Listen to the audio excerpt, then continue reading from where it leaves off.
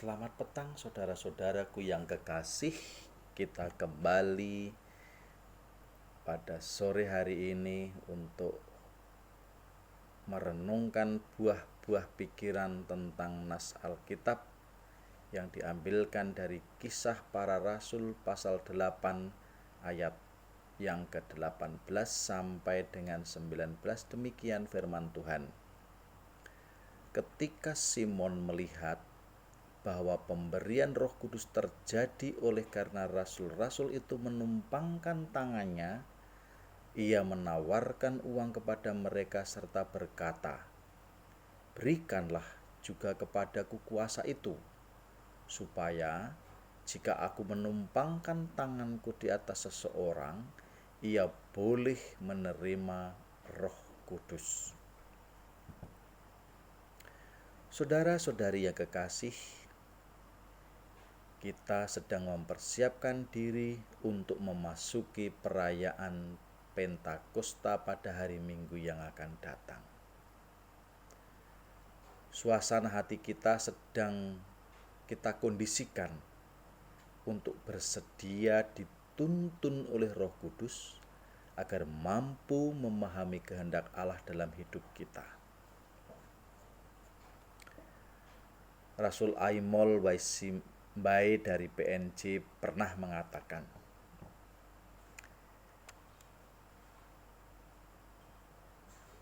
jika seseorang yang dibaptis dengan air adalah sahabat Allah, sedangkan setiap orang yang dibaptis dengan air dan roh adalah anak-anak Allah.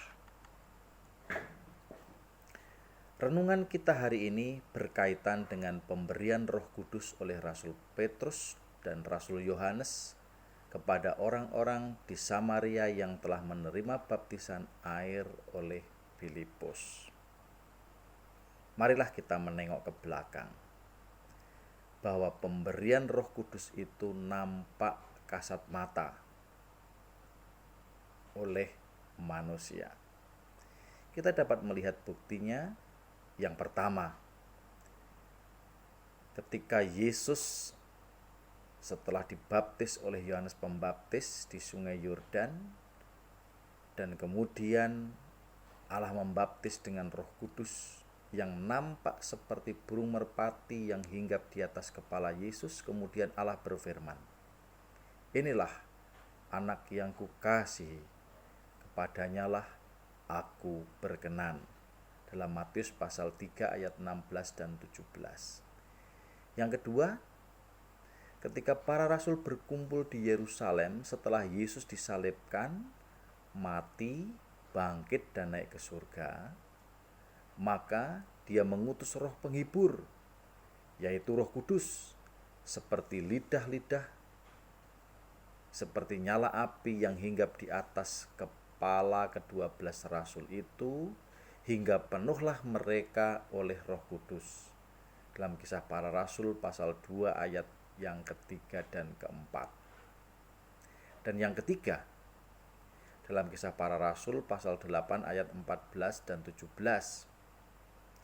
Ketika rasul-rasul di Yerusalem mendengar bahwa tanah Samaria telah menerima firman Allah, mereka mengutus Petrus dan Yohanes ke situ.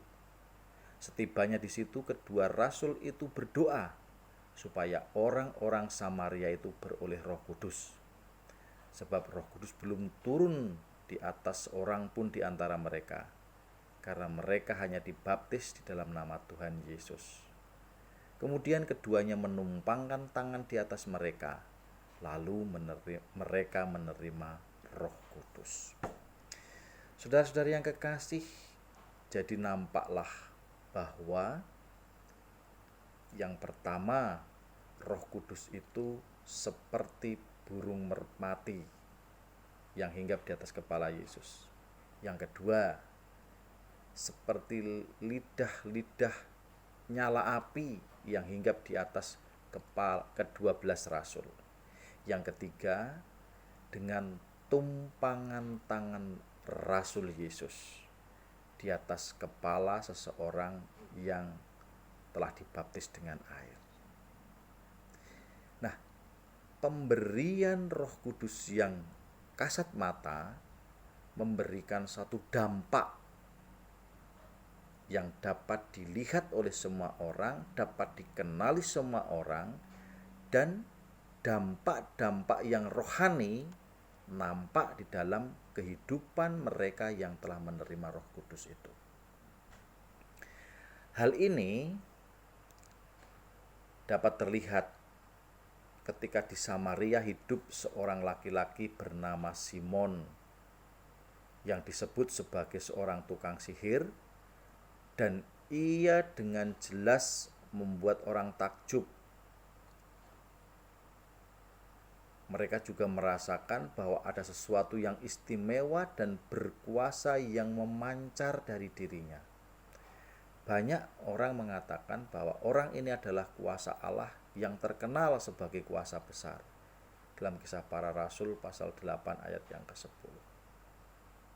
Akan tetapi, oleh karena khotbah Filipus, banyak pengikut Simon menerima Injil dan kemudian mereka bersedia dibaptis.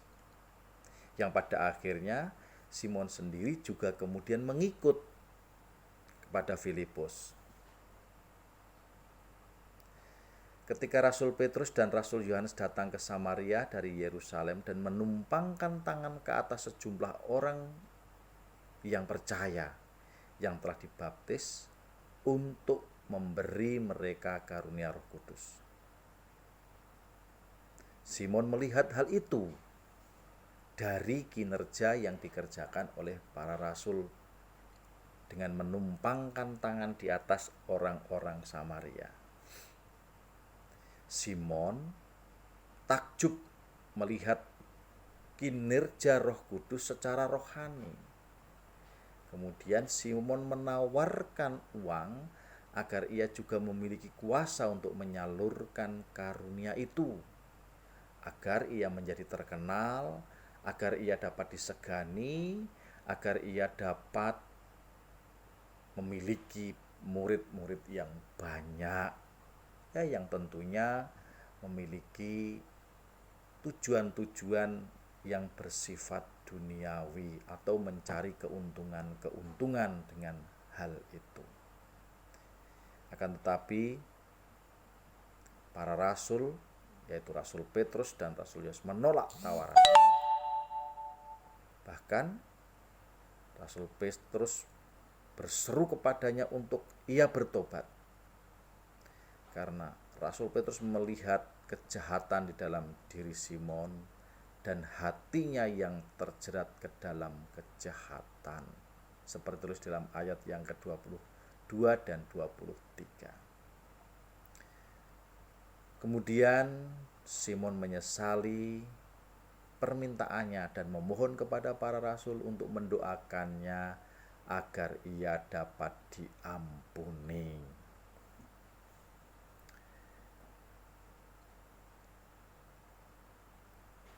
Di dalam Kisah Para Rasul ini kita dapat merenungkan di dalam persekutuan doa kita hari ini, yaitu kita ingin fokus kepada sakramen baptisan kudus dan kemateran kudus,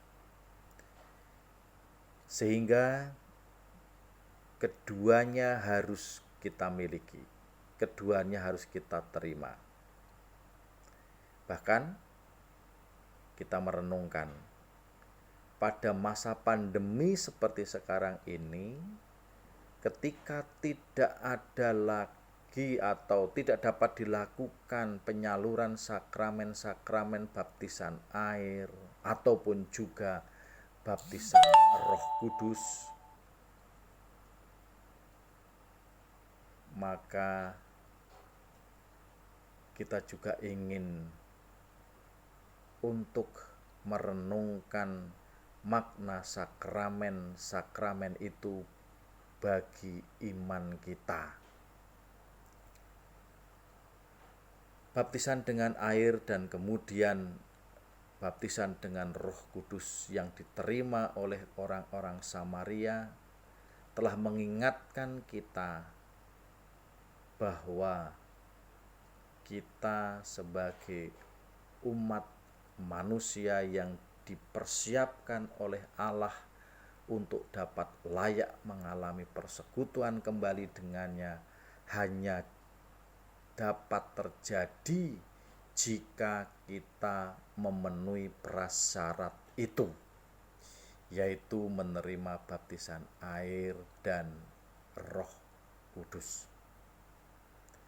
Mari kita renungkan, kebanyakan dari kita menerima kedua sakramen itu ketika kita masih bayi, pada waktu sepenuhnya kita tidak berdaya, pada waktu kita bergantung sepenuhnya kepada orang tua atau juga mereka yang mengasihi dan merawat kita. Mereka dengan sadar membawa kita ke altar Allah dan mereka memohon agar kita layak untuk menerima baptisan air dan Roh Kudus. Meskipun kita belum pernah melakukan hal baik ataupun hal-hal jahat, namun Allah mengasihi kita. Allah berpaling kepada kita tanpa bertanya apakah kita telah mencapai sesuatu ataukah apa yang menjadi tuntutan kita ataupun juga menjadi tujuan-tujuan hidup kita di masa depan. Tetapi Allah menerima kita tanpa syarat. Allah mempersiapkan jiwa kita untuk layak menerima persekutuan kekal dengannya. Hanya jika saudara dan saya mau menerima sakramen-sakramen itu, dan kemudian kita menyadari dan memahami bahwa sakramen-sakramen itu berdampak bahwa jiwa kita akan menjadi layak bersama-sama dengan Kristus. Kita adalah anggota tubuh Kristus, dan kemudian kita harus memancarkan atau membuktikan citra Kristus di dalam kehidupan kita, sehingga kita akan mengenali bahwa kemuliaan dengan Allah adalah warisan dari Allah yang disiapkan bagi saudara dan saya yang telah menerima baptisan air dan Roh.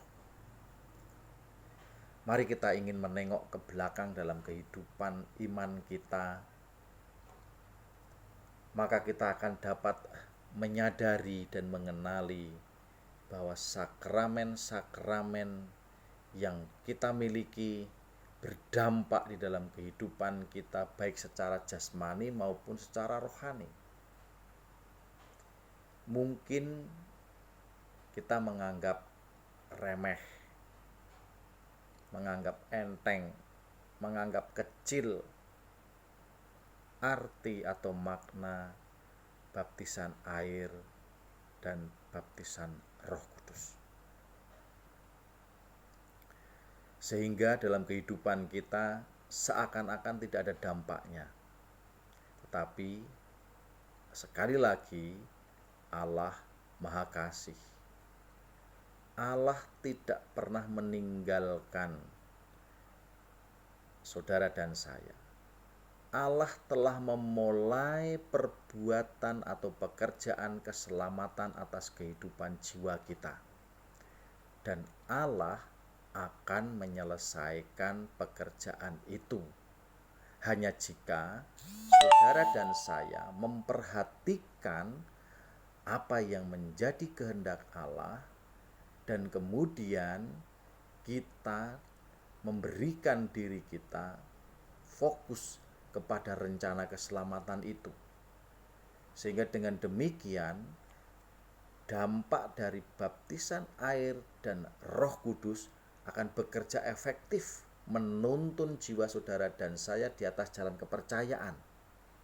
sehingga kita akan berjalan di atas jalan-jalan yang telah Allah tetapkan dalam kehidupan kita, untuk kita kembali kepada persekutuan dengan Allah. Kita tidak akan pernah mengeluh, kita tidak akan pernah menggerutu. Yang ada hanyalah kita bersyukur, bersyukur dan bersyukur atas karunia Allah yang telah diberikan kepada kita. Sehingga kita juga bersyukur bahwa Allah sendiri adalah Tuhan atas sakramen-sakramen itu. Ia mengaruniakan itu kepada kita dan adalah keputusan kita dan kemerdekaan kita untuk memutuskan apakah kita menerima atau menolak karunia-karunia Allah itu. Saudara-saudari yang kekasih, kita menunjukkan penerimaan karunia itu ketika kita percaya dan mengikut Tuhan. Sehingga kita dapat melihat betapa menakjubkan kasih Allah yang telah ditunjukkan kepada kita. Maka